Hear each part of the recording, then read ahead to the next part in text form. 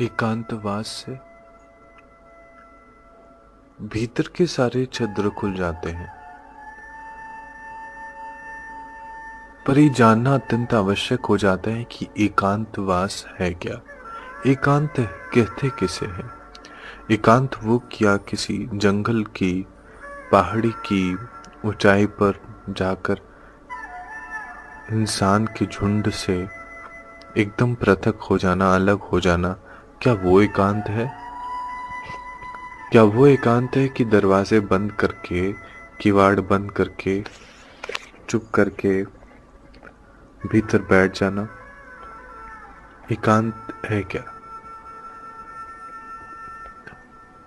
एकांत बाहरी तौर से, बाहरी रूप से हो तो कुछ फायदा पहुंचा सकता है, परंतु अगर एकांत भीतर हो तो हमारे भीतर के छिद्रों को खोल सकता है। हमारे भीतर जो भी अपना है उसको बाहर निकालने में सक्षम हो सकता है। भीतर के एकांत के उस समुंदर में गोते लगाने से हमें आनंद की प्राप्ति होती है, और आनंद शब्दों के जंजाल में पिरोया नहीं जा सकता। शब्द आनंद के सीमा के पार भी नहीं जा सकते। शब्द शब्द बहुत पीछे रह जाते हैं। आनंद आनंद बहुत ऊंचा है। आसमान की जितनी ऊंचाई है उससे भी ज्यादा ऊंचा है, और समुद्र की कितनी भी गहराई हो उससे भी गहरा है आनंद। तो आनंद को शब्दों के द्वारा व्यक्त तो किया नहीं जा सकता। जितने भी शब्द बने हैं जिनसे हम आनंद को व्यक्त करते हैं, प्रसन्नता को व्यक्त करते हैं, खुशी एक अलग चीज है। खुशी कह सकते हैं कि जब भी आपको एकांत में मिले वो खुशी कही जा सकती है। आनंद,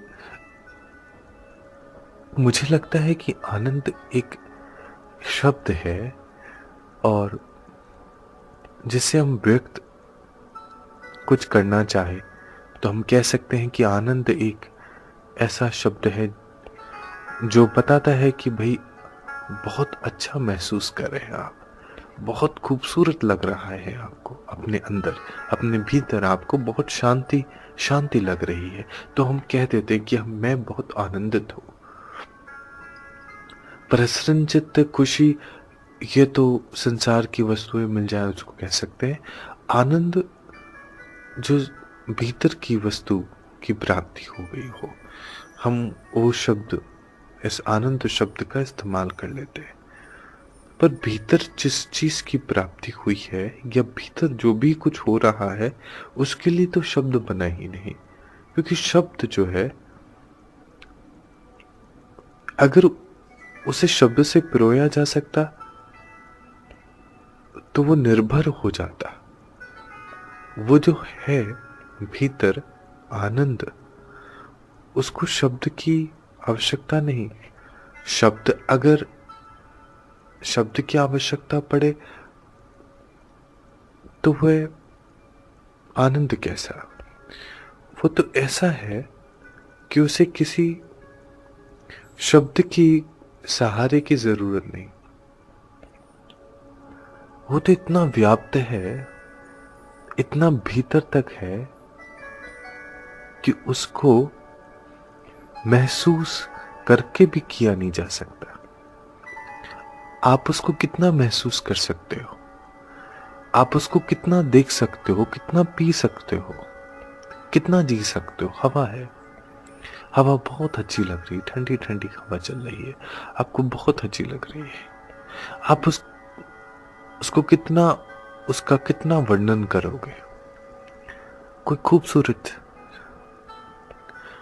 चीज है, कोई खूबसूरत वस्तु है, कोई फल है, आप उसको कितना वर्णन करोगे?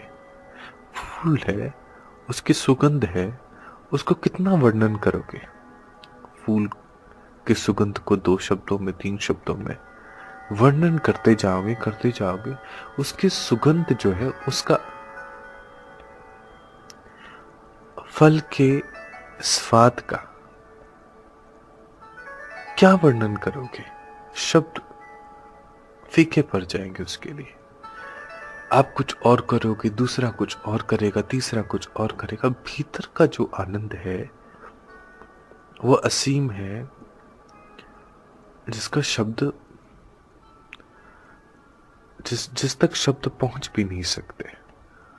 तो यह मौन की निशब्द भाषा है, मौन है ये। आनंद मौन है, आनंद शब्द नहीं। जहां शब्द हुआ वो आनंद नहीं, आनंद मौन है। और आनंद मौन क्या है? जिह्वा को बंद होना मौन नहीं। मौन क्या है? जब आप जीवन को जी रहे हैं, वह मौन है। मौन साधना जीवन जीने की साधना है। मौन साधना चुप रहने की साधना नहीं कि आपने बोलना ही बंद कर दिया, नहीं, वो मौन साधना नहीं। मौन साधना जीवन जीने की साधना। जीवन जी रहे हैं, खटास में, मिठास में, अच्छाई में, बुराई में, सही में, गलत में, आप जीवन जी रहे हैं। आपके साथ अच्छा हो रहा है, जीवन जी रहे हैं। आपके साथ गलत हो रहा है, जीवन जी रहे हैं। आपके साथ गलत हो रहा है, आप क्रोधित हो रहे हैं। आपके साथ अच्छा हो रहा है, आप प्रसन्नचित्त हो रहे हैं। कुछ भी जो हो रहा है उसमें आप जी रहे हैं, तो आप जी रहे हैं, जीवन को जी रहे हैं, आप मौन में जी रहे हैं। ये जीवन कठपुतली के समान है। एक खिलाड़ी हम नहीं, खिलाड़ी तो कोई और है जो हमें खिला रहा है। हम खेल रहे हैं बड़े मजे से, और हमको लगता है कि ये खेल बहुत मजेदार है, और इस खेल के असली खिलाड़ी हम ही हैं। इसकी विजय तो निश्चित है, इसकी विजय हम ही पाएंगे, हमें लगने लगता है। और जब लगने लगता है तो ठोकर पीछे से पहुंचती है, लगती है ठोकर कि भाई तुम खिलाड़ी नहीं हो इस खेल के। इस खेल का खिलाड़ी कोई और है, अदृश्य शक्ति है जो दिखती नहीं है, भी या नहीं भी इसका भी कोई पता नहीं। कोई व्यक्ति आकर पूछता है कि ये आत्मा परमात्मा तक कैसे पहुंचेगी, आत्मा को परमात्मा तक कैसे जाना है, और मोक्ष क्या है, मोक्ष की प्राप्ति कैसे होगी। तो बेबुनियाद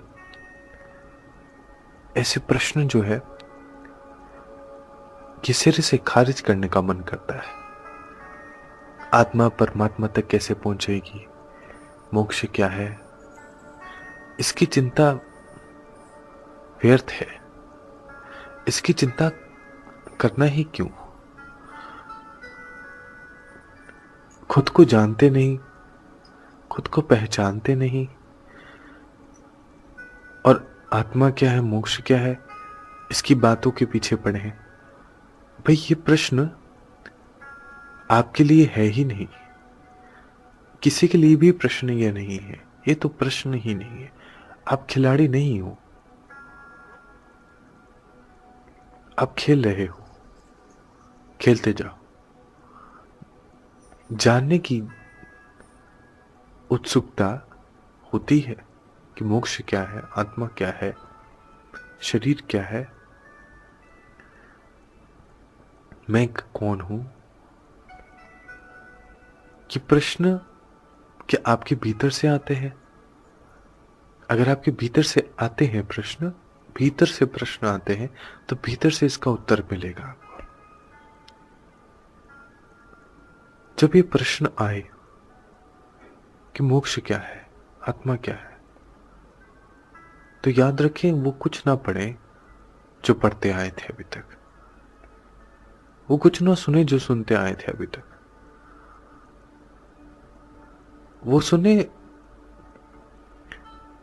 प्रश्न को, जो प्रश्न किया है आपने, वो प्रश्न को सुने कि वो प्रश्न कहां से आया, वो प्रश्न पूछने वाला कौन था, वो प्रश्न कौन पूछ रहा था। मैं पूछ रहा था, नंबर 1। क्यों पूछ रहा था, नंबर 2। किससे पूछ रहा था, नंबर 3। नंबर 1, कौन पूछ रहा था, क्या पूछ रहा था, किससे पूछ रहा था, कौन पूछ रहा था, क्या इसका पता है, क्यों पूछ रहा था, क्या इसका पता है, किससे पूछ रहा था, क्या इससे पता है, कौन पूछ रहा था। आप पूछ रहे थे। आप कौन हो, आप कौन हो, आपकी पहचान क्या है। जो प्रश्न आपने पूछा उसका उत्तर हम किसी सामने बैठे हुए व्यक्ति से मांग रहे हैं। सामने बैठा हुआ व्यक्ति क्या ब्रह्म ज्ञानी है, इसका पता है या नहीं पता। इसमें भी एक रहस्य है। तो जब हम प्रश्न कर रहे हैं और हमें प्रश्न करते समय सामने जो बैठा है वो ब्रह्म ज्ञानी है या नहीं, इसके विषय में कुछ नहीं पता। हम जब प्रश्न कर रहे हैं, हमें उत्तर मिलेगा सही या गलत, इसके विषय में भी कुछ नहीं पता। हम प्रश्न करते समय उत्तर की लालसा करते हैं। प्रश्न करते समय प्रश्न को सुना कभी। एक बार प्रश्न करते समय प्रश्न को सुने, प्रश्न के बीच में ही उसका उत्तर है। और प्रश्न करने वाला मन कौन है, प्रश्न करने वाला कौन है। जो प्रश्न कर रहा है वही उत्तर देगा, क्योंकि प्रश्न करने की क्षमता जिसने पैदा की वही उत्तर देगा। जिस माटी में जन्म लेते हैं उसी माटी में मिल जाते हैं। प्रश्न जो कर रहा है वही उत्तर देगा, क्योंकि करने वाला भी वही है, कराने वाला भी वही है, पूछने वाला भी वही है, बताने वाला भी वही है। समझे इस चीज को। जो प्रश्न कर रहा है वो क्यों कर रहा है, उसके भीतर से प्रश्न क्यों निकल रहा है। जब उसके भीतर से प्रश्न निकलना शुरू हो जाए, ऐसे प्रश्न हो जाए शुरू उसके भीतर से निकलना, इसका अर्थ यह है कि भीतर कुछ उथल पुथल हो रहा है, कुछ सही नहीं है, कुछ जानने की जिज्ञासा है भीतर। बाहर की जितनी जो भी बाहरी आंखों से जो भी खुशी, जो भी प्रसन्नता मिलती है उससे संतुष्ट नहीं है मन, इसलिए भीतर से वो आनंद चाहता है, छटपटा रहा है। कुछ ऐसा प्रश्न है वो पूछ रहा है। शायद उसको लगने लगा है कि कुछ है जो मेरे से छुआ है, अछूता है, कुछ है जिसे मुझे जानने की जरूरत है। वो प्रश्न पूछता, वो ढूंढता है, क्योंकि वो बेचैन है, वो खोजता है, खोज में लगा हुआ है।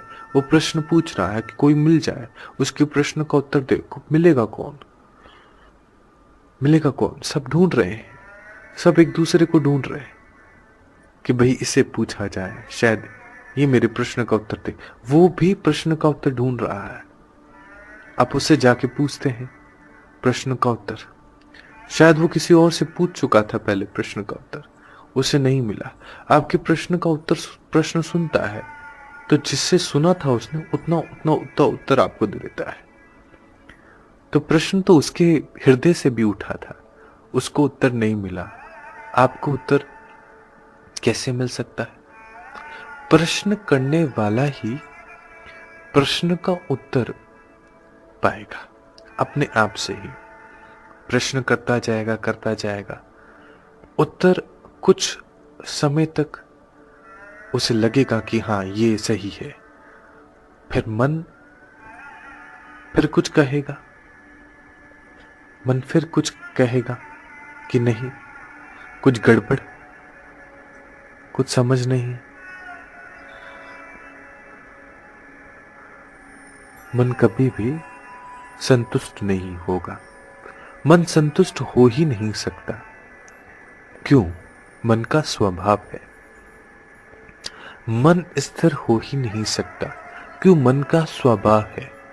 जब ईश्वर ने मन को चलने का काम दिया है, तो आप कौन होते हैं मन को रोकने के लिए, कहने के लिए? मन का काम चलना है तो मन चलेगा। जैसे दांत का काम काटना है, वो काटेगा। आंख का काम देखना है, वो देखेगा। कान का काम सुनना है, वो सुनेगा। नाक का काम सूंघना है, वो सूंघेगा।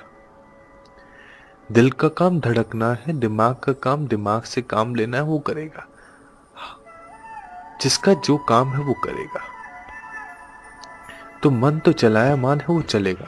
उसको रोकने का प्रयत्न प्रयास करना मूर्खता है, बुद्धिमता नहीं है।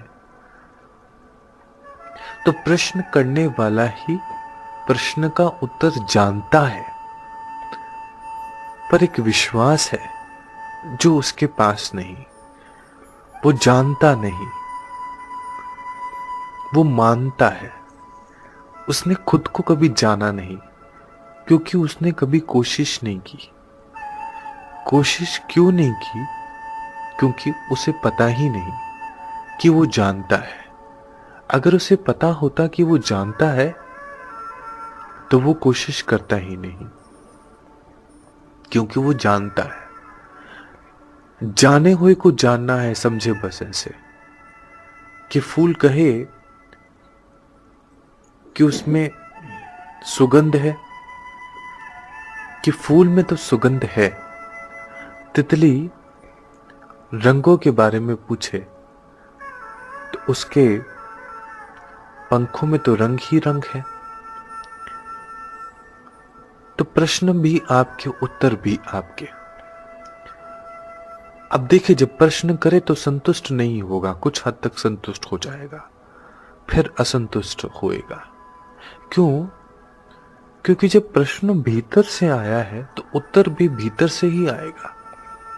भीतर से किया गया प्रश्न उत्तर भी भीतर से ही मांगता है। कुछ चुप हो जाते हैं, कुछ वक्त तक चुप हो जाते हैं, और कुछ जो है असंतुष्ट रहते हैं और खोजते खोजते खोजते खोजते निराश हो जाते हैं, बैठ जाते हैं हताश होकर। फिर कहीं ना कहीं उनके भीतर की जो ओज है, भीतर का जो ज्ञान है, वो जागृत होता, और उनको जागृत में वो जागृति होती है कि पूछने वाला तो कोई प्रश्न ही नहीं है, तो बताने वाला उत्तर कौन सा होगा? जब प्रश्न ही नहीं है तो उत्तर होने की बात ही नहीं है। न प्रश्न है न उत्तर है। न प्रश्न है न उत्तर है। कुछ है ही नहीं। ये रोमांचक है, रोमांच से भरा हुआ है। कुछ है ही नहीं। और वो कुछ क्या नहीं है? जब हम कहें कि कुछ है ही नहीं, तो वो क्या नहीं है? वो जो नहीं है वो है ही नहीं, और वो जो नहीं है वो क्या नहीं है?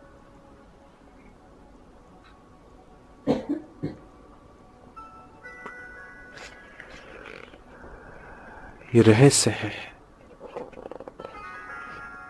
और अगर रहस्य खुल जाए तो रहस्य कैसा? रहस्य में चिंता किसकी? रहस्य में चिंता किसकी? रहस्य में चिंतित क्यों होना? रहस्य को रहस्य ही रहने दो। जीवन को जियो, मौन रहकर देखो खेल को। खिलाड़ी मत बनो, अनाड़ी भी मत बनो, देखो खेल को। देखो खुद को खाते हुए, पीते हुए, हर काम करते हुए। देखो जब जब देखना शुरू हो जाओगे, जैसे जैसे देखना शुरू हो जाएगा आपका, वैसे वैसे समझते जाओगे कि कुछ समझना ही नहीं है। जैसे जैसे जब जब देखते जाओगे, वैसे वैसे समझते जाओगे कि कुछ देखना ही नहीं है। और जब जैसे जैसे समझते जाओगे कुछ देखना ही नहीं है, वैसे वैसे समझते जाओगे जो समझना ही नहीं है। अद्भुत है, अत्यंत रोमांच से भरा हुआ है ये। जिए इसको। जीवन है अद्भुत।